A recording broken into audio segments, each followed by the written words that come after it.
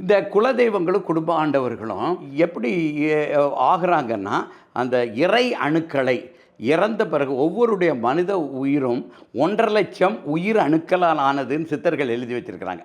அப்ப அது என்ன ஆகும்னா, இறந்த பிறகு அது பொதுவா பிரிஞ்சு, பிரிஞ்சு, பிரிஞ்சு பல இடங்கள்ல பிறந்துரும். அப்படி பிரியாம மொத்தமா 1,50,000 அப்படியே தக்க வைத்துக் கொள்ளும் ஆற்றல் எப்படி இருக்குன்னா, இறைமை அணுக்கள் அந்த உயிரில் குடிகொண்டால், இறைமை ஆற்றலை நிறைய தக்க வைக்கும் திறன் அந்த உயிருக்கு இருந்துச்சுன்னா, அது இறந்த பிறகு அது பிரியாது, மறுபிறப்பு எடுக்காது. ஒரு நிலைபேறு பெற்று அங்கே இருக்கும். அப்படி இருக்கும்போது இன்னும் பலரையும் ஒரு கடவுளோட வேலை என்னன்னா, நமக்கு தண்டனை கொடுக்கறது இல்லை, இவன் நல்லது செய்கிறானா தப்பு செய்கிறானா, எப்படா தப்பு செய்கிறான் இந்த தண்டனை வச்சுக்க அப்படின்னு தண்டனை கொடுப்பது கடவுளின் வேலை அல்ல. தன்னை போலவே மனிதர்களையும் கடவுளாக மாற்றுவது தான் கடவுளின் வேலை.